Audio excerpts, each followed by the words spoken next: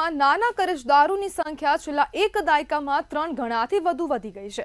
ખાસ કરીને ગામડા અને નાના શહેરોમાં 2 લાખથી ઓછી લોન લેનારાઓ વધુ જોવા મળ્યા છે। 2015માં જ્યાં માત્ર 27 લાખ લોકો નાની લોન માટે બેંકોની પાસે ગયા હતા, હવે 2025માં આ આંકડો 90 લાખને પાર પહોંચી ગયો છે। એટલે કે 10 વર્ષમાં 3 ગણાથી વધુનો વધારો નોંધાયો છે। रिजर्व बैंक ऑफ इंडियाए जाहिर करेल शेड्यूल कॉमर्शियल बैंकना आंकड़ाओं मुजब गुजरातમાં हाल नाना कर्जदारोना 90 लाख 29,000 एकाउंटમાં कुल 38,000 करोड़ રૂપિયાની લોન ચાલુ છે, જેમાંથી 52 લાખથી વધુ લોકો પાસે પર્સનલ લોન છે, જે લોનનો હિસ્સો કુલ લોનમાં 48% છે। રાજ્યમાં 20 લાખ ક્રેડિટ કાર્ડ હોલ્ડર્સ પર કુલ 4,135 કરોડ રૂપિયા બાકી છે, જ્યારે ઘરેણાની જેમ ખરીદાતા ટીવી, ફ્રીજ અને એસી જેવી વસ્તુઓ માટે 10 લાખથી વધુ લોકો પાસે 1,638 કરોડની લોન છે। ચિંતાની વાત તો એ છે કે સામાન્ય માણસો વધુ લોન લે છે। લોકોના જીવન સ્તર અને ઉપભોગ ટેવોમાં ફેરફાર સ્પષ્ટ દેખાઈ રહ્યો છે, પરંતુ સાથે લોનનું બોજ પણ સતત વધી રહ્યું છે। જ્યારે ગુજરાતમાં હવે લોન ધારકોની સંખ્યામાં સતત વધારો થયો છે અને છેલ્લા 10 વર્ષમાં જે સંખ્યા છે તે 3 ગણી વધી ગઈ છે, જે ખૂબ ચિંતાનો વિષય છે। અને 20 લાખ ક્રેડિટ કાર્ડમાં 4,135 કરોડનું આઉટસ્ટેન્ડિંગ હાલની તારીખમાં બોલાઈ રહ્યું છે। જ્યારે આરબીઆઈ દ્વારા જે ડેટા જાહેર કરવામાં આવ્યો છે ને તેમાં આ સમગ્ર માહિતીનો ઉલ્લેખ કરાયો છે। ત્યારે આપણી સાથે આર્થિક બાબતના નિષ્ણાંત સિદ્ધાર્થ ભટ્ટ જોડાઈ ગયા છે। સિદ્ધાર્થભાઈ, શું ગુજરાતનું મધ્યમ વર્ગ લોન પર જીવે છે? જી, આપની વાત સાચી છે કે કોરોના કાળ પછી જે પ્રમાણની ઘટનાઓ ઘટી છે, બેરોજગારીનું સર્જન થયું છે અને લોકોની લાઈફસ્ટાઈલ બદલાઈ છે। કોરોના પછી 360 ડિગ્રી ચેન્જીસ આપણને ધ્યાન ઉપર આવ્યા છે કે પહેલા લોકો બચત કરી અને ખર્ચ કરવામાં માંગતા હતા અને હવેની યંગ જનરેશન ખર્ચા કરે છે અને પછી વધ્યું તો બચત કરે છે। અને લાઈફસ્ટાઈલમાં પરિવર્તન આવવાથી, ગ્લોબલાઇઝેશન આવવાથી અને મોબાઈલ ઇન્ટરનેટનું પેનિટ્રેશન થવાથી લોકો બચત કરવાની ભાવના ભૂલી ગયા છે। એક બાજુ દેશનો વિકાસ થઈ રહ્યો છે, જીડીપી વધી રહી છે, પરંતુ આ સંતુલિત વિકાસ નથી। જેની જોડે છે એની જોડે પુષ્કળ છે, અને જેને જોડે નથી એની જોડે કશું નથી। એટલે તમે જોશો તો કૃષિનો, એગ્રીકલ્ચરનો ગ્રોથ રેટ હાર્ડલી સિંગલ ડિજિટમાં છે, 3-4% છેલ્લા ઘણા વર્ષોથી ચાલી રહ્યો છે। એટલે ખેડૂતોને એના પાક બિયારણ માટે લોન લેવી પડતી હોય છે। અને જે મધ્યમ વર્ગ છે તો ગ્રામીણ કૃષિ ક્ષેત્ર છોડી અને શહેરોમાં આવતો હોય છે, તો એને ઘરનું ઘર વસાવવા માટે હોમ લોન લેવી પડતી હોય છે અને વાહન વ્યવહાર માટે વેહિકલ લોન લેવી પડતી હોય છે અને નાનું મોટું કારખાનું, પોતાનો ધંધો કરવા માટે બિઝનેસ લોન લેવી પડતી હોય છે। અને જે રીતે શિક્ષણ મોંઘું થઈ રહ્યું છે અને 2 બાળકો હોય અને એમની સારી સ્કૂલમાં ભણાવવાના હોય, એટલે એજ્યુકેશનલ લોન પણ ઘણીવાર લેતા ધ્યાન ઉપર આવ્યા છે। અને થોડા વયસ્ક થયા હોય એના છોકરાઓને પરદેશ ભણાવવા હોય છે, એટલે ફોરેન એજ્યુકેશન લોનનો પણ આંકડો આવતો હોય છે। સામે આવક એટલી વધતી નથી, પરંતુ એમના ખર્ચા અને મોજશોખ વધતા જાય છે, એના કારણે આ બધું મિસમેચ જોવા આવે છે। જી સિદ્ધાર્થભાઈ, પર્સનલ લોન જરૂરિયાત છે કે પછી શોખ?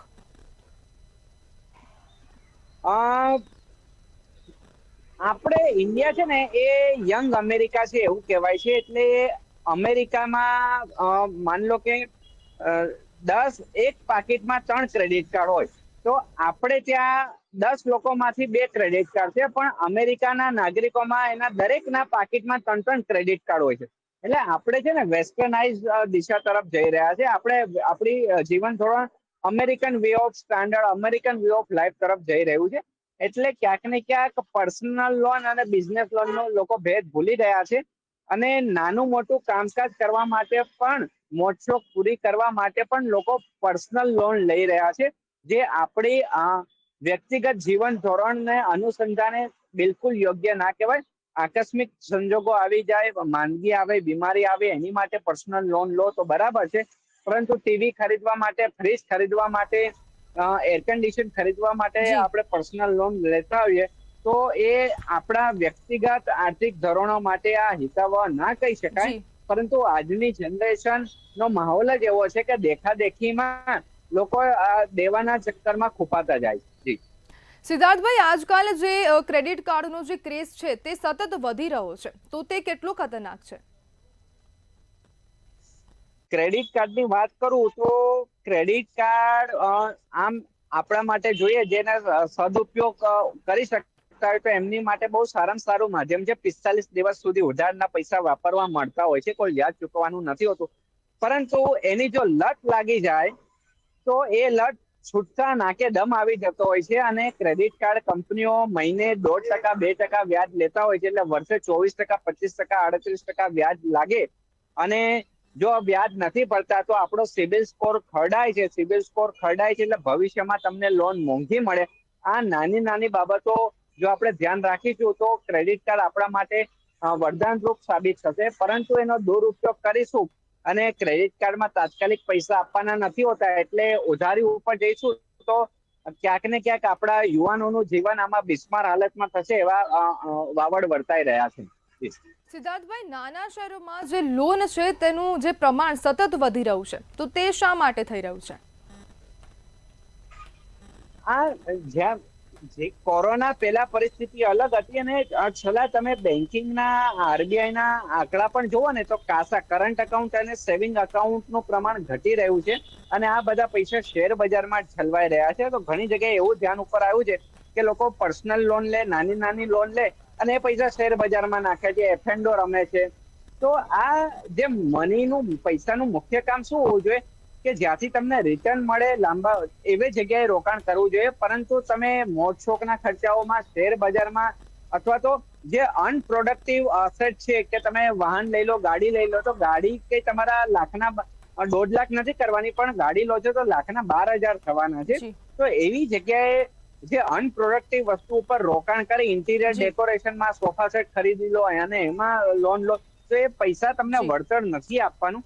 આ દિશામાં ચક્કરમાં આપણે પડીએ છીએ, અને એના કારણે હું હજી પણ કહું છું કે સોશિયલ એન્વાયરમેન્ટ એટલું બધું ઝડપથી બદલાઈ રહ્યું છે કે ગ્રામીણ વિસ્તારમાં પણ લોકોને મજબૂરી વશ રાચ રચીલું ઘર, વાહન એ બધું જોઈએ છે. એટલે social change, social behaviour change થયો છે, અને પછી આપણે લોન ચૂકતે નથી કરી શકતા, અને રિકવરી વાળા આવે છે, કાનૂની નોટિસ આવે છે, લીગલ કાયદાકીય અડચણો આવે છે, કોર્ટ કેસ થાય છે. તો આ બધાથી ક્યાંક ને ક્યાંક સરકાર તો એનું કામ કરે છે, જાગૃતિ અભિયાન કરે છે, પણ નાણાકીય સાક્ષરતા, ફાઇનાન્શિયલ પ્રુડન્સ, કે પૈસો ક્યાં વાપરો, કેમ વાપરો, કેવી રીતે વાપરો, જ્યાં સુધી એની જાગૃતિ સભાનતા નહીં આવે તો આ ટ્રેન્ડ આગળ વધતો ચાલશે. જી સિદ્ધાર્થભાઈ, જોડાવા બદલ આપનો આભાર. છેલ્લા 10 વર્ષમાં ગુજરાતમાં લોન સતત વધતી જઈ રહી છે, ને જે પ્રમાણના આંકડા સામે આવ્યા છે તે આપ ટીવી સ્ક્રીન પર પણ જોઈ શકો છો. 2015માં જે એકાઉન્ટ 27.13 લાખ એકાઉન્ટ હતા, તેમાં જે લોનની રકમ છે તે 14,136 કરોડ હતી.